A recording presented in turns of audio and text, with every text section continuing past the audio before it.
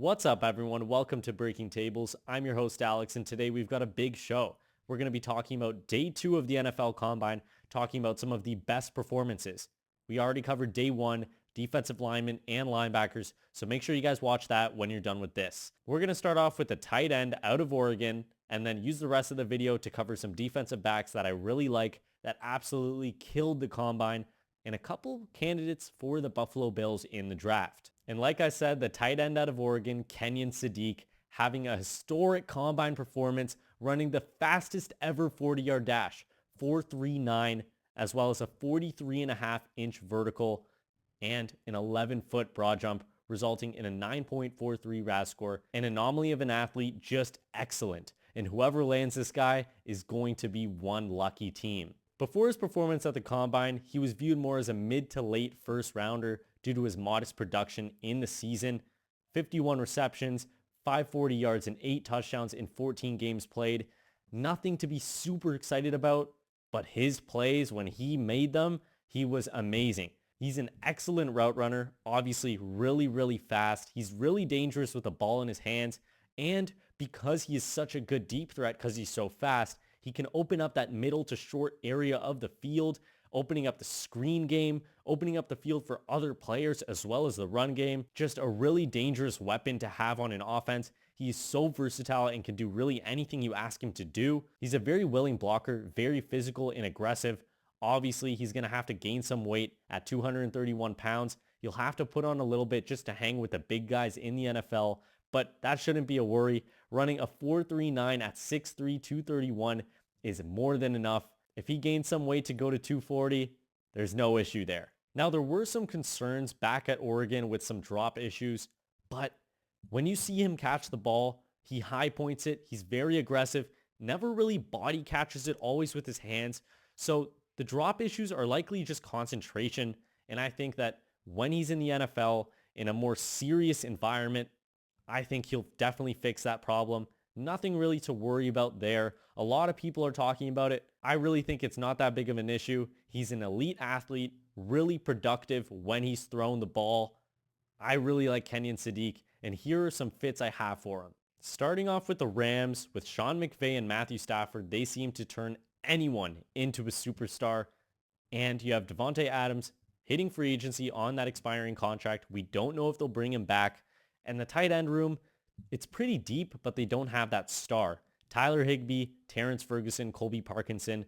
Obviously, those guys can contribute. They're good players. But if you bring in a guy like Kenyon Sadiq, that elevates that offense to another level. And if you want to still use those tight ends, Kenyon Sadiq can be that big slot. He can play on the boundary, pretty much play wherever you want him to play. I really like him for LA. I think that's a great fit, especially with Sean McVay, an offensive mastermind. They're picking at 13. Next, we've got the Philadelphia Eagles picking at 23. A.J. Brown possibly on the move. We don't really know what's going on with him. Dallas Goedert on the move, leaving the team, not expected to return to Philadelphia.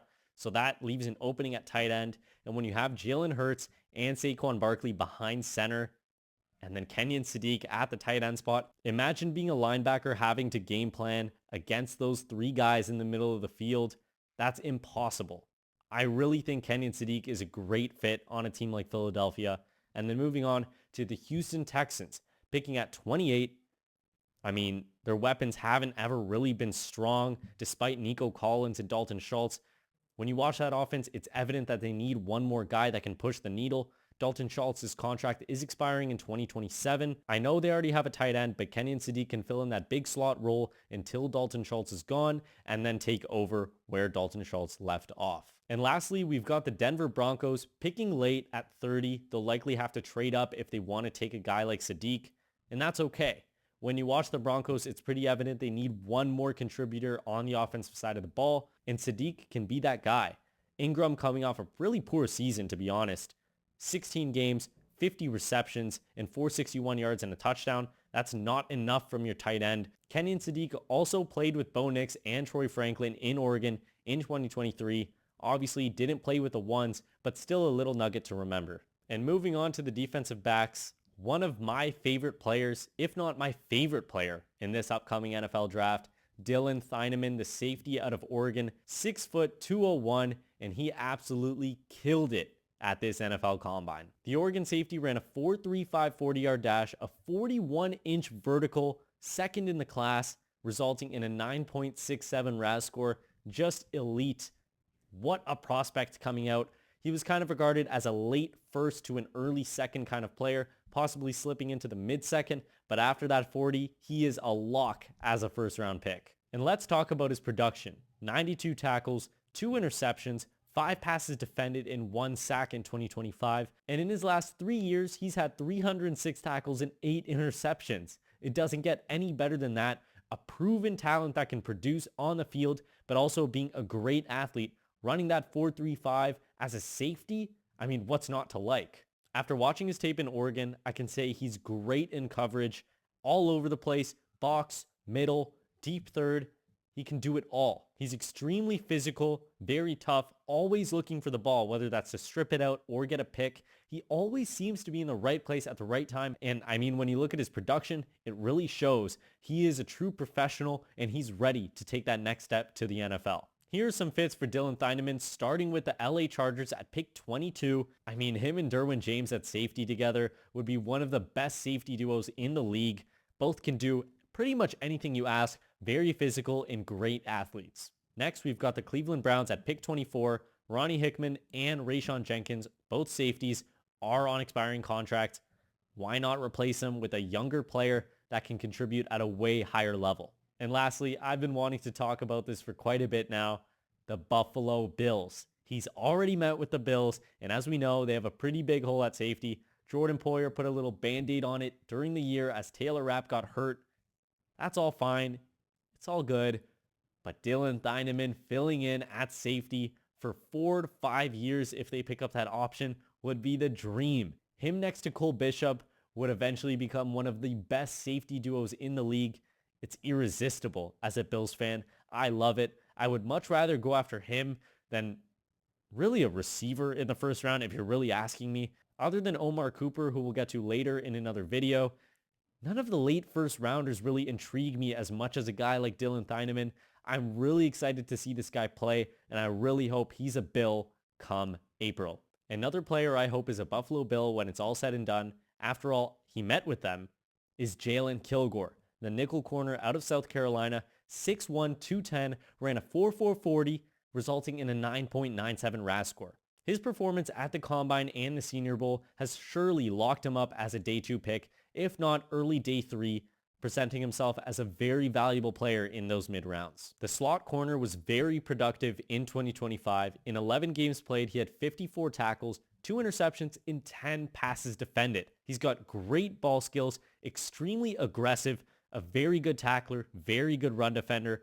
Obviously, his hips aren't going to be the most fluid as a nickel corner, but you're not really asking him to do that. He seems to always be at the right place at the right time and hang with his receivers as they progress down the field. And since he's more of a mid-round guy, I wanted to look into the teams that he's met with and talk about how those teams can be good fits for him. And obviously, I want to talk about the Buffalo Bills first. With newly hired defensive coordinator Jim Leonhard, Taron Johnson could be on his way out. He saves the Bills a lot of money being a June 1st release, and he's just getting older overall. Jalon Kilgore could be that guy to take over, and even if they keep Johnson this season, Kilgore can be that future replacement. You grab in the mid-rounds this year, you groom him behind Johnson, let him play here and there, and then let him fully take over in 2027. Next up, we've got the Dallas Cowboys, with Reddy Stewart being their nickel corner. Nothing really stops the Cowboys from wanting to upgrade and getting a guy like Jalon Kilgore. I think he'd really improve their secondary. In a similar scenario for the Washington Commanders, Noah Igbenogany is on an expiring contract, isn't really anything special, former first round pick by the Miami Dolphins. I just want to say that. Expert drafting skills, but overall they could really use an upgrade at their slot corner position. He'd really improve their secondary as well. And lastly, the New York Jets, a really lackluster cornerback room. You got Brandon Stevens, Azare Thomas, and Jarvis Brownlee. Kilgore would fit in really nice in that corner room, taking it up to another level. And for the last player in this video, I had to include Lorenzo Styles Jr., the safety from Ohio State, 6 foot, 194 pounds, brother of Sonny Styles. Lorenzo Styles Jr. ran a 4.27 40, a fastest by safety since 2003, resulting in a perfect 10.0 RAS score, just like his younger brother. That's NFL blood for you. Before the combine, he was viewed as more of a late day 3 to undrafted free agent prospect. Now he solidified himself as a day 3 prospect, being a great special teamer and a pretty productive safety in 2025 in 11 games played, 30 tackles, and 2 passes defended. Obviously, not a premier talent, and that's why he's not looked at that way, but he is a great athlete and could potentially offer something to an NFL team's defense. Lorenzo Styles Jr. is a very, very aggressive player, really good tackler, really strong, can play deep in the box, in the slot, very versatile, and he's also new to playing safety. So his blunders, his lack of play recognition, that can be forgiven at times. He's more of that project type of player, but with traits like that, how can you really pass up on the guy? But that's all I have for you guys today. I wanted to do a winners and losers video, but there weren't really any losers. The losers of day 2 in the combine were just people that didn't do as good as the winners. And I didn't really want to waste time talking about them then, so I preferred just to go deeper into the 4 players that I thought killed the combine, as well as 2 that could very likely be Buffalo Bills after the draft. I'm so excited for this offseason to kick off. Starts March 13th, just a week and a half away. Make sure you guys subscribe so you never miss a beat. I'll be covering free agency and the draft very closely. And make sure you guys like this video and comment as well. I'll see you guys soon. Go Bills.